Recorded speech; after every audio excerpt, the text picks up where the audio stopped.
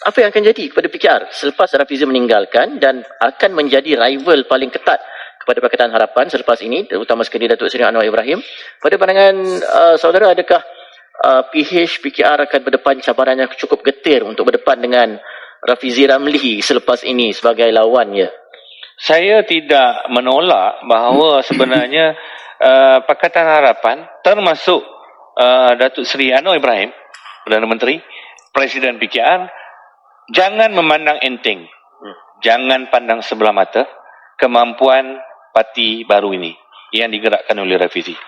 Sebab bagi saya, sikap yang terlalu confident oleh Pakatan Harapan, saya menganggap begitu, posisi Pakatan Harapan, parti kerajaan seolah-olah macam mereka terlalu confident, terlalu selesa. Tetapi sebenarnya apa yang berlaku, perkara itu sebagai contoh, dengan berlakunya krisis bahan api, perkara ini tidak popular kepada kerajaan. Kerajaan terlalu defensif. Kenyataan daripada Perdana Menteri, saya ikuti ucapan semalam, agak emosi, maksudnya tidak cool sebagai Perdana Menteri. Sepatutnya Perdana Menteri ini dah jadi PM kan, maksudnya cool lah. Tetapi agak beremosi dan saya tidak tahu adakah dengan pengumuman Rafizi mengganggu emosi beliau. Tetapi perkara ini kalau saya boleh anggap bahawa PKR, kalau saya nak imbas balik kesan daripada pemilihan 2025, Aizee, apa yang berlaku? Kita tahu bahawa kesan pemilihan itu tim Rafizi bertemu dengan Nuriza ataupun yang dikatakan selain daripada tim Rafizi. Apa yang berlaku ialah ketua-ketua cabang ini ataupun pemilihan di peringkat cabang, badan tanpa kepala istilahnya.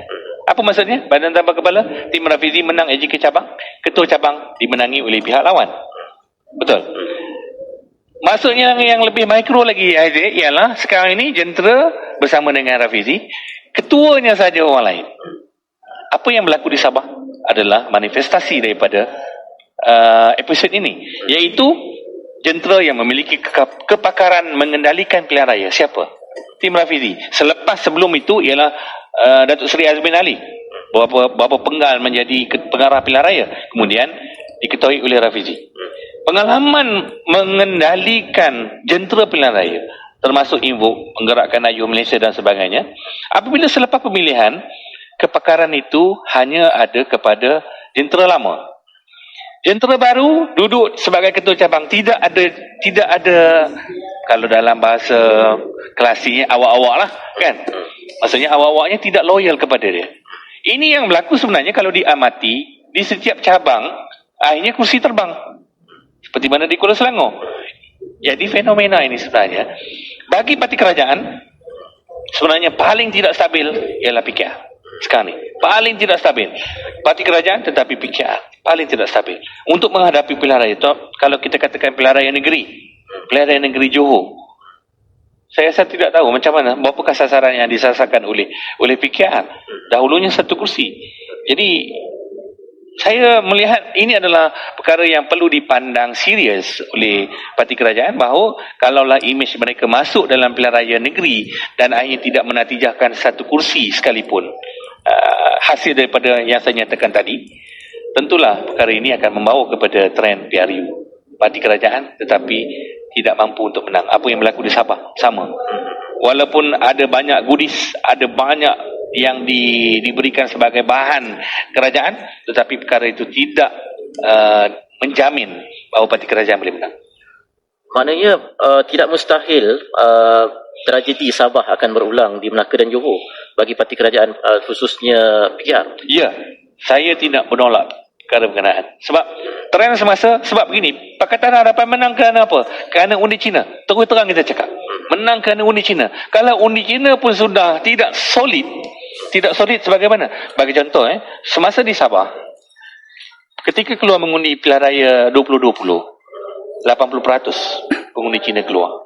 Membawa kepada PRN baru ni tahun 2025 menyusut pada 53%. Maksudnya 27% short. Hilang 27%. Kemudian yang keluar 53% itu sudah terbelah dua. Tidak mengundi lagi solid kepada DAP PKR. Parti akhirnya wipe out. DAP kalah semua kursi yang ditandai. PKR menang tu pun nasib. Sebab Jamawi Jaafar dahulu daripada JRS. Baik, saya nak highlightkan di sini ialah trend pengundian di Johor Dulu 90%, katalah short 30%.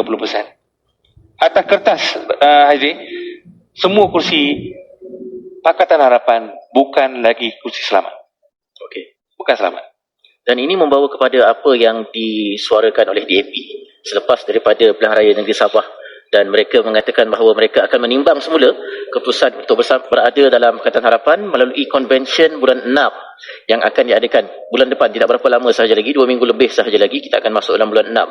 Adakah ini juga satu lagi kiri kanan yang akan menghentam Datuk Seri Anwar Ibrahim, dan satu lagi tamparan seterusnya adalah dalam bentuk DAP yang akan menimbangkan keputusan mereka untuk berada dalam Pakatan Harapan?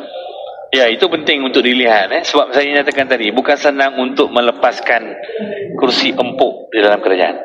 Seperti mana Nik Nazmi dan juga Rafizi ini. Bukan senang.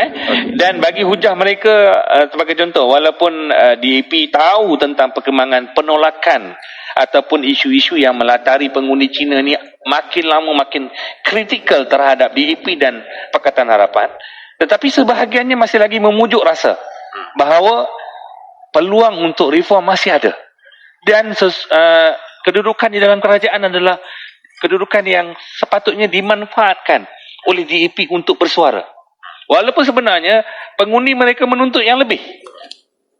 Ini dilema dia. Sebab nak bercakap mereka dalam kerajaan, takkanlah nak beritahu pada kami dah lawan, kami dah sebut dah kepada Anwar, tapi Anwar tak nak buat, misal contoh. Tetapi tak bolehlah, sebab mereka menjadi collective decision bersama dengan kerajaan. Kepada pengundi mereka tak boleh menyatakan sebegitu. Tapi pengundi macam tadi, letakkan harapan yang tinggi, akhirnya dikatakan reform lembab, tak bersuara, tunduk kepada UMNO, tak boleh nak buat apa-apa kerana terikat dengan apa yang berlaku dalam kerajaan perpaduan.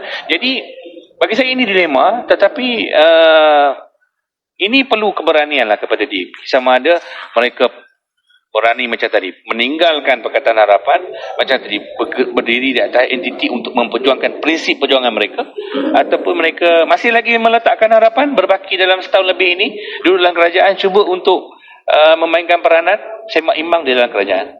Saya tak tahu macam mana, tapi sukar untuk melepaskan kursi selesa dalam kerajaan. Terima kasih.